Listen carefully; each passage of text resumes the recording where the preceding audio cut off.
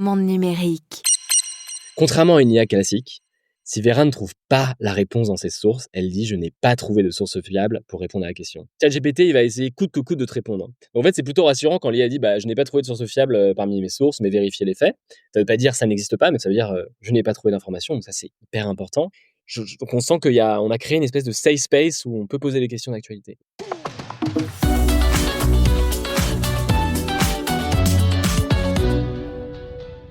Bonjour Florian Gauthier.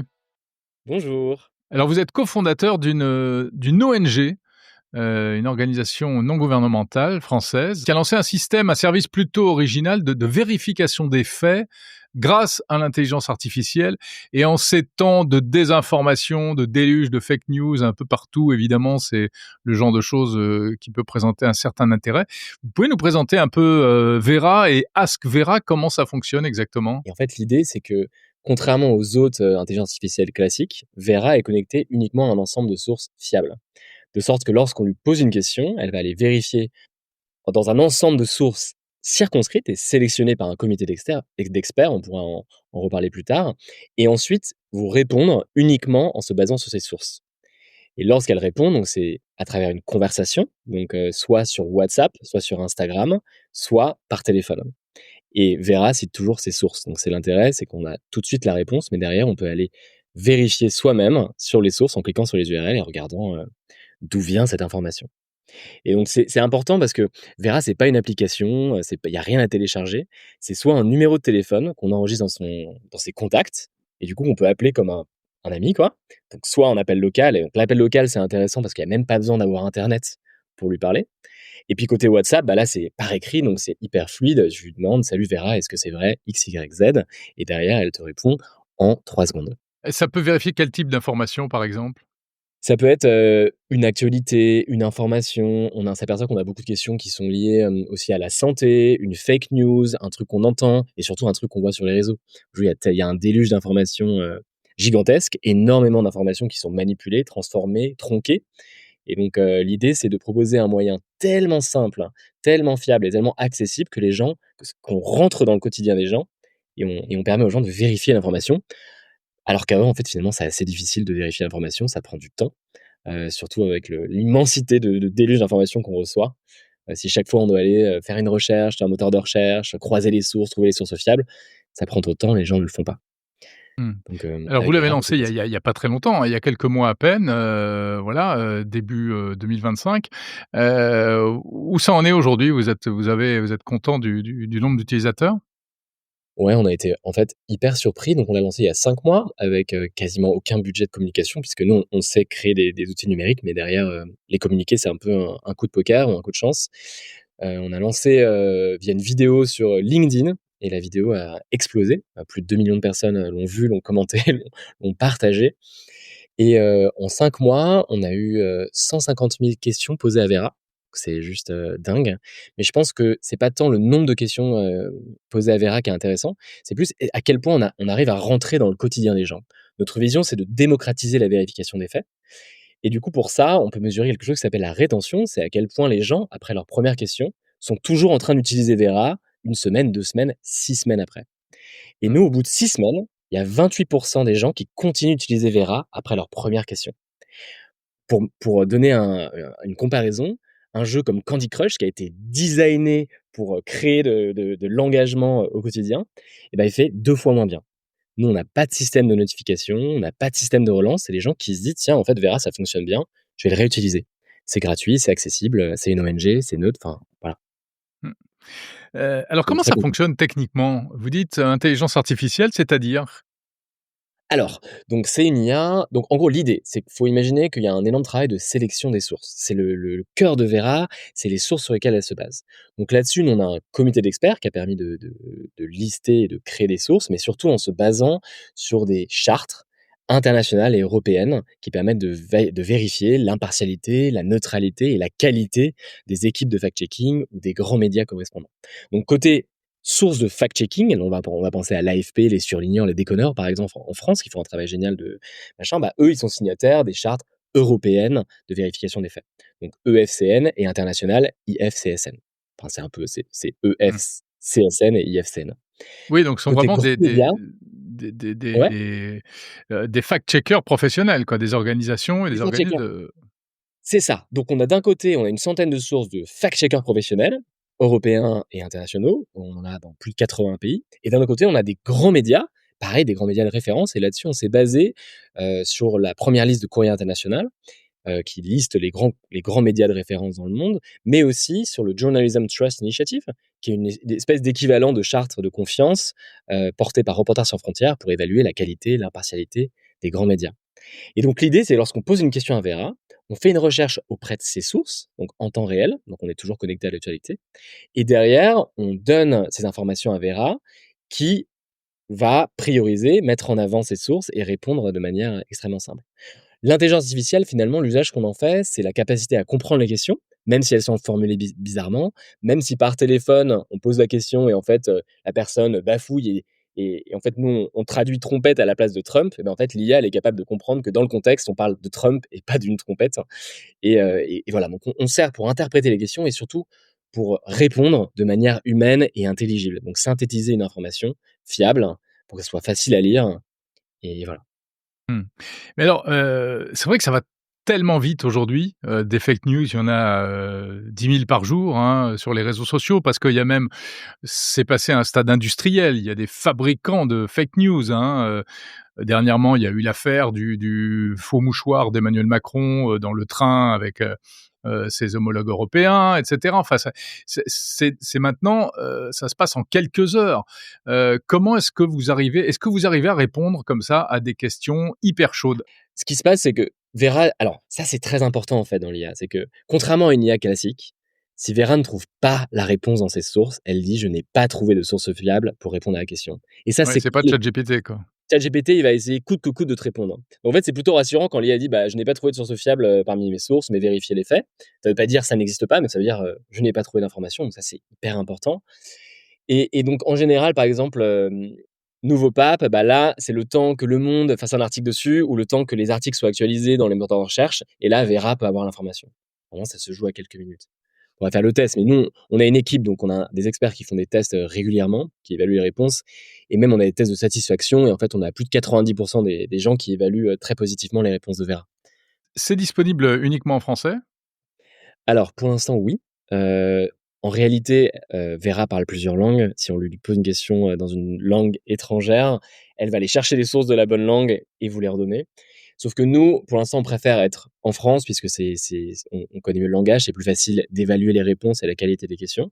Enfin, l'inverse, d'évaluer les questions et la qualité des réponses. Et de manière générale, quand on développe une intelligence artificielle comme celle-ci, ou en tout cas quand on l'utilise, c'est bien de, de faire des prompts, enfin des instructions qui sont dans la langue dans laquelle on l'utilise. On veut Ouais. attendre un peu avant de passer en anglais et cetera, même si au fond ça fonctionne déjà. Alors, en fait, on s'aperçoit que sur les réseaux, sur X notamment, hein, où, c'est peut-être là où il y a le plus de fake news aujourd'hui, les IA commencent à s'imposer, et notamment Grok, notamment Perplexity et cetera. Vous êtes en concurrence finalement avec ces systèmes de vérification d'infos, non? Pas tant parce que ce ne sont pas des systèmes de vérification finalement, ce sont des IA qui sont généralistes, qui cherchent à répondre à énormément de problématiques Mmh. et en fait on se distingue, bah, déjà à bien des égards. Déjà d'une part, c'est que nous on est entièrement dédié à la vérification de faits et le fait qu'on limite Vera à un ensemble de sources et qu'elle soit pas autorisée à aller derrière et ben, ça nous donne un avantage, en tout cas en termes de qualité de vérification de faits qui est gigantesque. C'est malheureusement très difficile de contrôler une IA généraliste sur les sources sur lesquelles elle va aller piocher, puisqu'elles sont entraînées sur des vastes, enfin des pétaoctets de données. Donc le fait qu'on circonstruise, c'est hyper important, mais aussi l'accessibilité de Vera. Le fait que Vera, ça soit déjà un service entièrement gratuit, accessible par téléphone ou accessible directement sur Instagram maintenant. Il suffit d'envoyer un DM sur Instagram pour avoir une vérification. Fait qu'on rentre beaucoup plus facilement dans le quotidien. On est sur Instagram, on voit un post qui passe, paf, on envoie un DM, on change pas de plateforme Mmh. et tout se fait dans l'instant. Et donc cette accessibilité de Vera, je pense que c'est un point clé qui rend Vera beaucoup plus Ouais. pratique finalement, Mais au je quotidien. mais je reviens à X, Ouais, vous pensez pas justement vous rendre accessible, y compris, depuis X? si complètement. On le fait petit à petit. On a commencé par WhatsApp et le téléphone. On vient de partir sur Instagram pour toucher une population beaucoup plus jeune. On veut aller sur X, évidemment, parce qu'on veut être présent aux endroits où il y a le plus de désinformation, où les gens se posent le plus de questions. Mais on le fait étape par étape. Mais oui, D'accord. l'idée, c'est d'être présent au maximum sur, toutes les plateformes. Qu'est-ce que ça vous a appris, au fil des mois? Qu'est-ce que vous avez, découvert sur, je sais pas, les tendances en matière de désinformation, les questions que les gens peuvent se poser? Est-ce que vous arrivez à en tirer des enseignements, aujourd'hui après, plusieurs mois d'utilisation de Vera? Bah, moi, je pense que ce qui m'a le plus surpris, c'est à quel point on voit que les gens attendaient un outil comme ça de vérification. Lorsque je vous parle de la rétention, mais le fait qu'on rentre aussi fort dans les habitudes des utilisateurs et qu'on arrive à les convaincre dès la première question, ça, c'est bluffant et ça en dit long sur, le besoin finalement que Vera comble. Ce besoin d'avoir un endroit qui est fiable, auquel on fait confiance pour poser une question, instantanément. Et on voit aussi que les questions, elles sont pas du tout uniquement dans la vérification d'un fait qu'on voit, mais aussi, par exemple, sur des questions de santé. Il y a énormément de désinformation en santé. Par exemple, en Afrique, on a appris récemment qu'une fake news avait fait reculer de 10 ans les efforts de vaccination sur Ebola. Une fake news qui a été propagée. Donc la santé, c'est clé et aujourd'hui, il y a des organismes qui font un travail exceptionnel, dans la vérification de faits de santé, notamment l'INSERM, que nous, on a connecté à Vera. Et donc, pareil, se dire, bah voilà, en santé, on se pose une question sur un traitement, quelque chose qu'on a vu, boire du jus de tomate pour soigner le cancer, on l'a vu, tu sur une question. Bah, ah bah non, c'est une fake news qui est sortie. Bah, c'est rassurant, quoi. Quand on est livré à soi-même sur Google, bah, en fait, on va tomber sur Doctissimo, on va tomber sur plein de sources, comment savoir ce qui est vrai, un forum, un post d'un oncle sur Facebook. Enfin, donc on sent on a créé une espèce de safe space où on peut poser des questions d'actualité. Et enfin, l'autre truc qui est super fort, c'est que on est beaucoup plus honnête, avec un moteur de recherche ou avec une IA qu'avec, des proches. Et donc les gens Ah se ouais, livrent beaucoup plus. C'est beaucoup plus facile, de dire à Vera qu'on a la colique ou qu'on a un problème, intestinal que le dire, à un repas de famille. Parce ouais. qu'on va se faire juger, parce qu'on va rigoler. Et donc on voit que les gens se livrent beaucoup plus et en fait, vu que la vérification des faits touche aussi à son cœur, enfin parfois on adhère à une théorie machin, bah, en fait le pouvoir enfin, la capacité à se livrer ou la confiance, en outil est clé dans cette vérification de faits. Mmh. Donc on ouais, voilà. Et l'autre truc qui me surprend énormément, c'est à quel point ça s'adresse à tous les âges. C'est fou. Enfin, on voit des questions de jeunes et non, tout est anonyme. On stocke aucune donnée personnelle. On Ouais, enlève c'est le numéro de téléphone de base de données. Tout est crypté. Enfin, il y a rien. On garde les questions pour essayer de comprendre, bah, analyser, la capacité de Vera à répondre et donc mais mais on voit vraiment des jeunes, des collégiens limite qui posent des questions sur une disserte ou, quand est né machin ou un truc ou une idée qu'ils veulent valider. Et à la fois, on voit aussi des personnes beaucoup plus seniors parce que les questions sont beaucoup mieux formulées ou même dans le style, on voit que c'est un style, beaucoup plus adulte ou même senior et c'est des usages différents mais qui se ressemblent vers, «J'ai envie de vérifier l'info» et voilà. Et c'est assez surprenant. et est-ce que vous arrivez à mesurer vraiment l'impact que vous pouvez avoir, finalement le bénéfice d'une application ou d'un service comme celui-ci? Alors, le me là, on est en train donc on a un comité d'experts qui nous aide, justement dans cette mesure d'impact, et on étudie les questions et à quel point Vera est capable de répondre, aux questions, notamment via des feedbacks donc qualitatifs. Est-ce que les gens ont aimé ou pas ou non la réponse? Donc là, ils sont hyper positifs, ce que je disais tout à l'heure. Plus de 90 sont satisfaits des réponses. Mais après, on s'appuie aussi sur une étude qui est complètement dingue, qui est une étude du MIT qui a été menée sur 2000 personnes qui adhèrent à des théories du complot. Donc on parle des théories du complot, s'il y a pas plus, accroché à son être qu'une théorie du complot et des gens Mmh. qui ils ont fait participer donc ces 2000 participants, et ils les ont fait dialoguer avec une IA, qui était, entraînée à répondre à ces théories du complot et ils ont réussi en les faisant dialoguer pendant 8 minutes avec, cette IA, à faire baisser de 20 les croyances en théorie du complot Ah chez oui, je les me souviens de cette étude. Ouais, tout à fait. et ça, c'est dingue et ça montre qu'en fait, la puissance de la conversation, la puissance d'être face à quelqu'un qui respecte ton opinion, qui ne juge pas, qui ne dit pas: «Mais tu es un complotiste», mais qui dit: «Ah, c'est Mmh. intéressant ce que vous dites» et nous, on a beaucoup travaillé cette conversation, pas de jugement, pas d'opinion, que des faits. Bah, voici un fait, qu'est-ce que vous en pensez? Et si ça a marché pour la théorie du complot, ça pourrait marcher pour le mouchoir, sur le bureau, politique, par exemple. Ouais. Oui, mais quand on lui pose une question, Vera répond quand même, noir ou blanc, enfin quand il sait. Donc ça peut D'après les être sources un peu fiables. abrupt. En effet, donc alors, on essaie que ça soit pas abrupt. Quand elle est Ouais. abrupte, on vérifie s'il y a pas eu un problème. On essaie de dire, bah, d'après Faut les que ce sources soit fiables, empathique, en fait.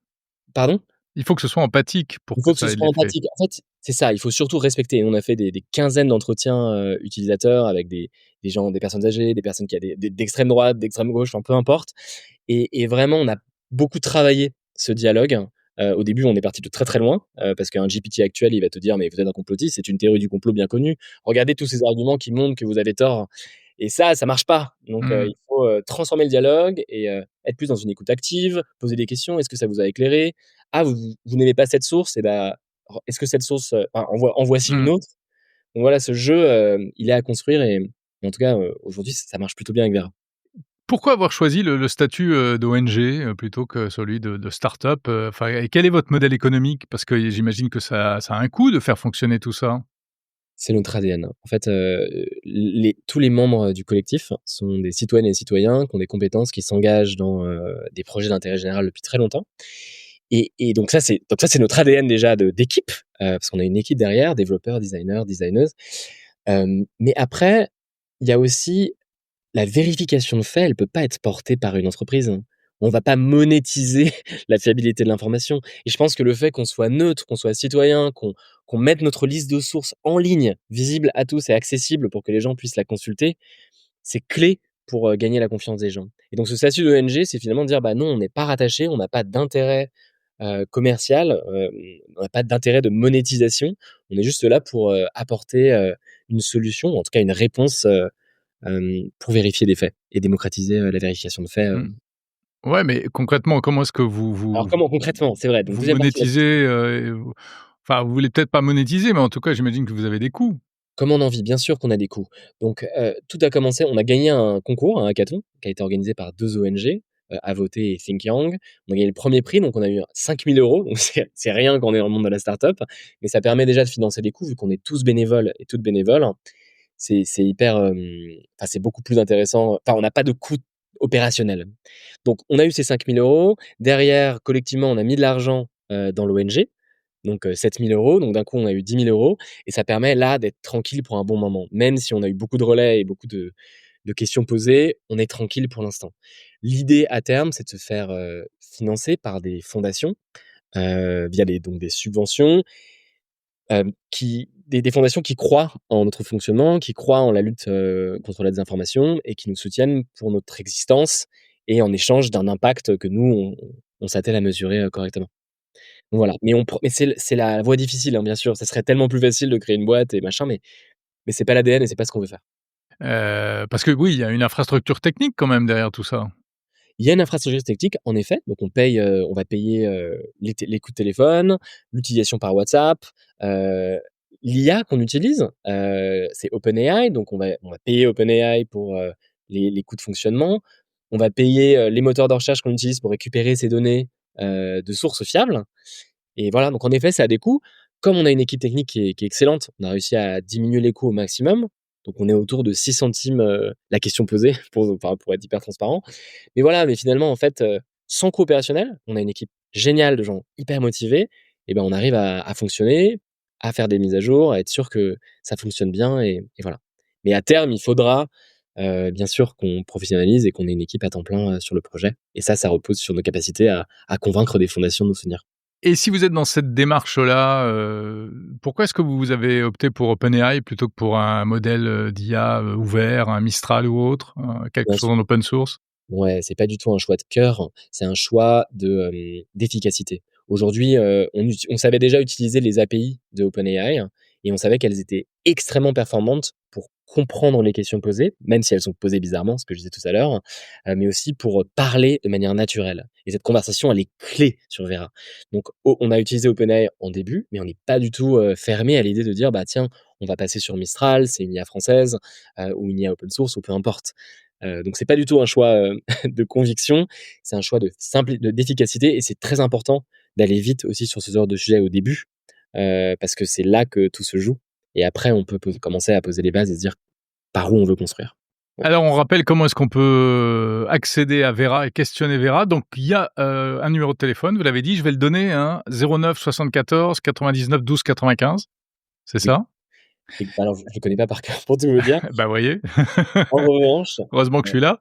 heureusement Et que vous êtes puis là. sinon, Ask Vera, c'est sur WhatsApp. Alors il faut rentrer ce numéro-là, sur WhatsApp pour pouvoir ensuite l'interroger sur WhatsApp. On C'est est ça, en d'accord? fait, c'est le plus simple, c'est d'aller Ouais, sur askvera.org.